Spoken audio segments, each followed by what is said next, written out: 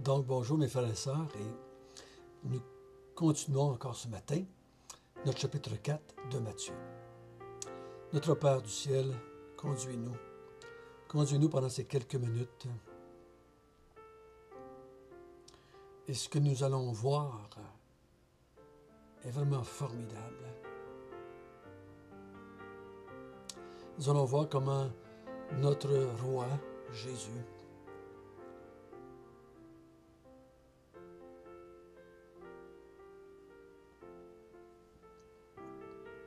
a fait face aux ténèbres dans lesquelles il est venu, parmi lesquelles il est venu habiter.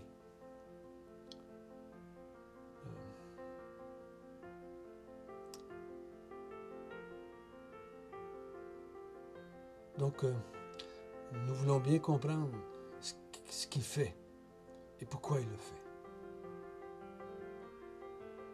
Aide-nous par ton Esprit Saint. Amen.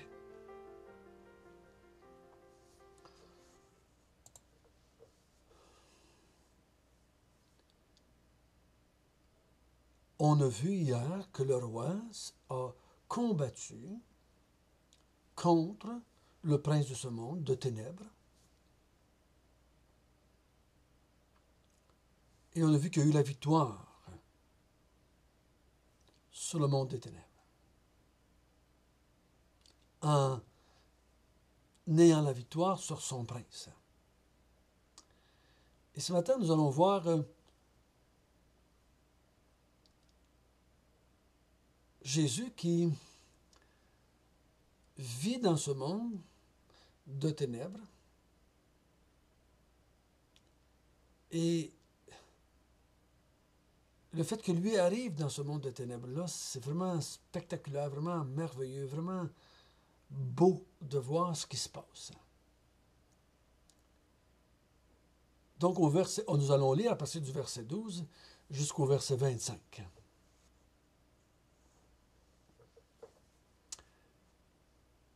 Jésus, ayant appris que Jean avait été livré, se retira dans la Galilée et quitta Nazareth et vint demeurer à Capernaum, situé près de la mer, dans le territoire de Zabulon et de Nephtali, afin que s'accomplisse ce qui avait été annoncé par Isaïe le prophète, le peuple de Zabulon et de Nephtali, de la contrée voisine de la mer, du pays au-delà du Jourdain et de la Galilée des païens.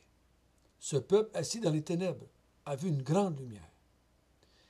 Et sur ceux qui étaient assis dans la région et l'ombre de la mort, la lumière s'est levée. Dès lors, Jésus a commencé à prêcher et à dire « Repentez-vous, car le royaume des cieux est proche. » Comme il marchait le long de la mer de Galilée, il vit deux frères, Simon, appelé Pierre, et André, son frère, qui jetaient un filet dans la mer, car ils étaient pêcheurs. Il leur dit « Suivez-moi, et je vous ferai pêcheurs d'hommes. » Aussitôt, ils laissèrent les filets et le suivirent. De là, étant allé plus loin, il vit deux autres frères, Jacques, fils de Zébédée, et Jean, son frère, qui étaient dans une barque avec Zébédée, leur père, et qui réparaient leurs filets. Il les appela, et aussitôt ils laissèrent la barque et leur père et le suivirent. Jésus parcourait toute la Galilée, enseignant dans les synagogues, prêchant la bonne nouvelle du royaume et guérissant toute maladie et toute infirmité parmi le peuple. Sa renommée se répandit dans toute la Syrie. Et on lui amenait tous ceux qui souffraient de maladies et de douleurs de divers genres, des démoniaques, des lunatiques, des paralytiques, et il les guérissait. Une grande foule le suivit, de la Galilée, de la Décapole, de Jérusalem, de la Judée et au-delà du Jourdain.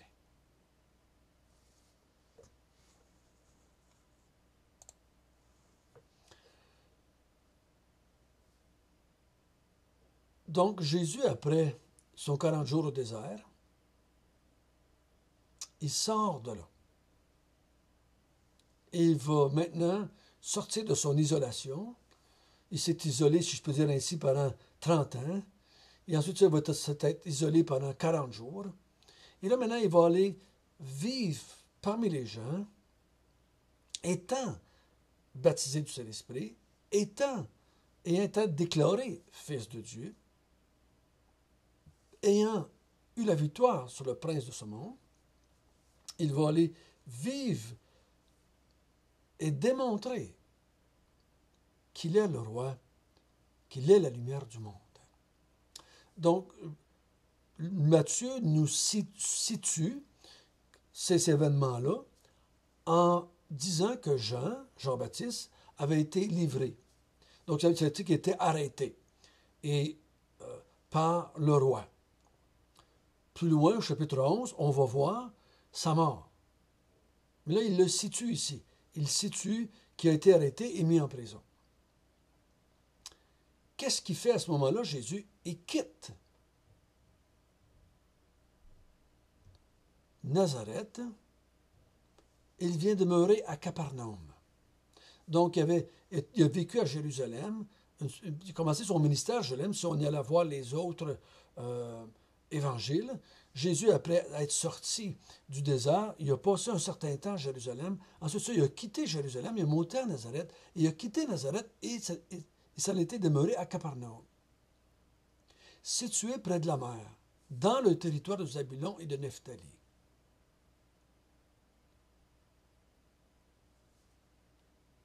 Vous vous souvenez un jour qu'il a été dit, il n'y a pas de prophète qui vient de Nazareth. Mais ici, Jésus va accomplir une prophétie de l'Ancien Testament, une prophétie messianique. Ainsi s'accomplit ce qui avait été annoncé par Isaïe le prophète.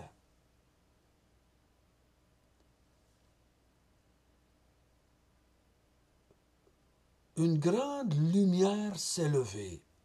Il y avait une prophétie. Une lumière va se lever.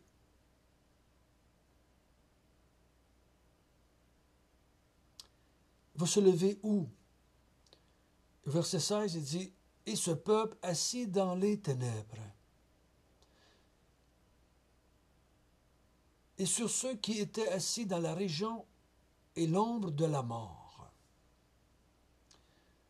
Si on avait été à Capernaum, si on avait été à Nazareth, ce que nous, on aurait vu, c'est une vie bien normale d'un peuple bien normal, comme aujourd'hui.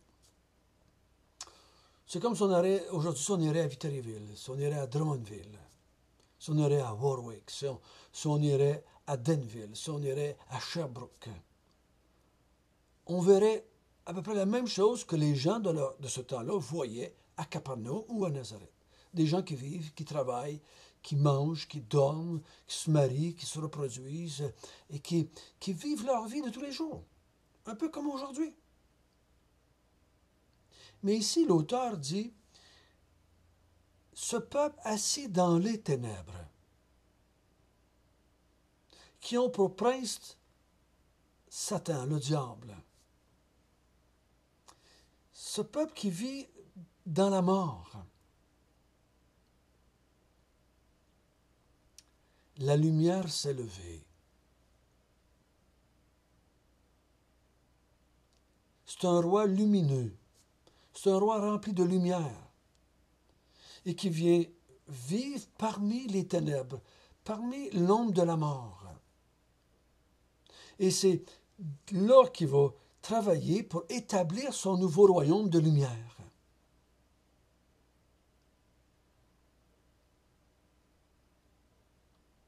Donc, il accomplit ainsi la prophétie. Jésus est le Messie, Jésus est la lumière qui devait venir établir le royaume des cieux.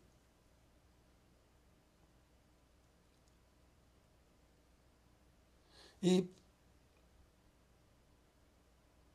comment est-ce qu'on sait qu'il est la lumière? Mais il va appeler les gens à la repentance. Verset 17, il dit, « Repentez-vous, car le royaume des cieux, qui est un royaume de lumière, est proche. » Repentez-vous. Vous qui vivez dans les ténèbres, vous qui vivez dans l'ombre de la mort, repentez-vous. Et il va faire ça pendant un certain temps. Il va prêcher cela. Il va démontrer cela. Dès Jérusalem, on voit ailleurs qu'il va chasser les vendeurs du temple, il va prêcher, il va faire des miracles, et il appelle les gens déjà à la repentance depuis un certain temps. Repentance. Reconnais que tu vis dans les ténèbres. Reconnais que tu vis dans l'ombre de la mort. Reconnais que tu es ténèbres. Tu ne fais pas juste vivre dans les ténèbres. Tu es ténèbres. Tu es la cause des ténèbres. Satan n'est pas la cause des ténèbres. C'est nous qui, en péchant et qu'en décidant d'obéir à Satan, en Adam et Ève, que les ténèbres se sont installées.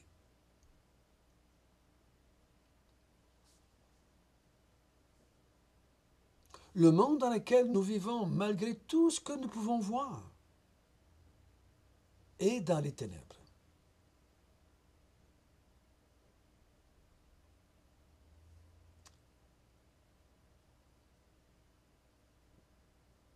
Il dit, repentez-vous et suivez-moi. Repentez-vous et attachez-vous à la lumière qui vient de se lever. Et là, ici, on voit au verset 18 jusqu'au verset 22, il appelle 4 hommes à le suivre, à quitter les ténèbres, à quitter l'ombre de la mort et à le suivre, lui, le nouveau roi, la lumière du monde. Ici, on a l'impression que Pierre et André, Jean et Jacques n'ont jamais vu Jésus. Mais ils l'ont déjà vu. Si vous faites une étude des évangiles dans leur ensemble, ils l'ont déjà vu, ils l'ont entendu prêcher, ils l'ont vu faire des miracles. Et quand lui les appelle à le suivre, ils décident de le suivre. Ils décident. C'est le geste de la repentance. La repentance, ce n'est pas d'arrêter certains péchés ou d'essayer d'arrêter certains péchés. La repentance ici, c'est de quitter les ténèbres et la mort, et de se tourner vers la lumière, vers le roi, et de décider de suivre Jésus, la lumière. C'est ce qu'on appelle la repentance ici. Quitte ton monde de ténèbres, quitte ton monde de mort. Accepte que ce que Jésus a dit de toi, tu es ténèbres, tu vis dans les ténèbres, tu fais partie de la mort, tu vis dans la mort. Oh, que c'est dur pour le monde dans lequel nous vivons d'accepter cette vérité de Jésus. Et finalement, ils vont le rejeter, ils vont pas l'accepter, ils vont le crucifier.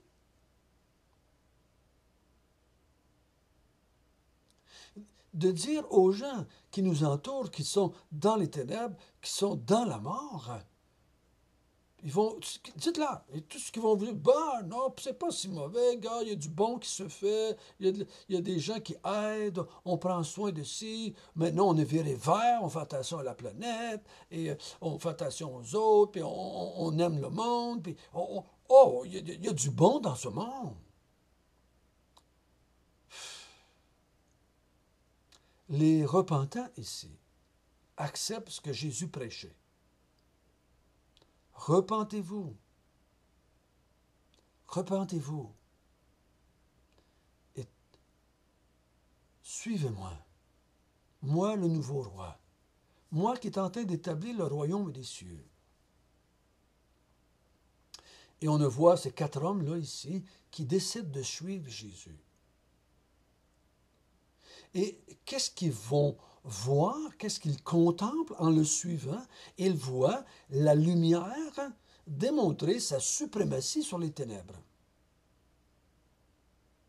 Parce que ce qu'ils voient ici, pendant que Jésus parcourt, au verset 23, 24 et 25, pendant qu'il parcourt les villes alentours de Capernaum, Nazareth, la Décapole et tout cela, et de Jérusalem, et on va voir que tous ces gens-là qui suivent Jésus, c'est parce qu'ils ont vu la lumière en action.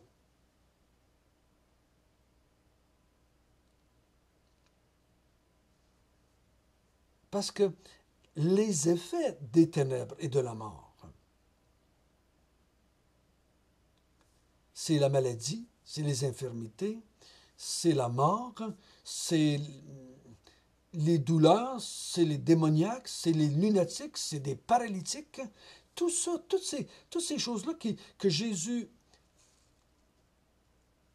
démontre sa puissance sur cela, il est en train de démontrer en même temps, j'ai le pouvoir, moi, de renverser ça. Je suis plus fort que les ténèbres et la mort.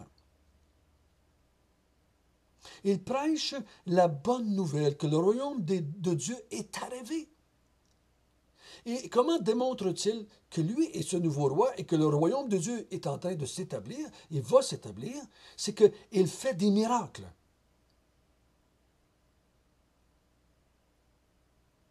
C'est sûr que les gens qui vivent ces miracles-là se sentent mieux, sont très heureux d'avoir été guéris. Mais le but de Jésus, c'est de convaincre les gens, de convaincre ses disciples aussi, ces 4 premiers hommes-là, tous ceux qui le suivent dans le fond. Mais là, on a vu 4 qui ont été nommés parce qu'ils vont avoir une implication plus loin. Mais toute la foule qui est là voit que Jésus est plus fort que les ténèbres, plus fort que la mort.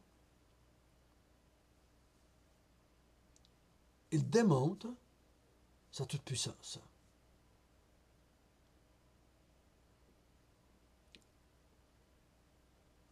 Donc, Jésus sort de sa vie privée, commence à prêcher. Qu'est-ce qu'il prêche? Repentez-vous. Vous qui êtes dans les ténèbres, vous qui avez causé les ténèbres, vous qui êtes dans la mort, parce que vous avez péché. Si tu manges de l'arbre, tu mourras. Donc la mort est venue dans le monde par Adam. Romains 5 nous dit ça. La mort est entrée dans le monde par Adam, par l'homme. Il dit, repentez-vous.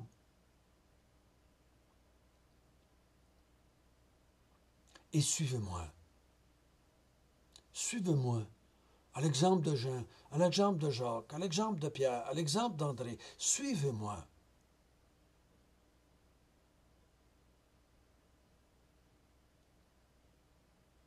Et je vais vous établir pécheurs d'hommes.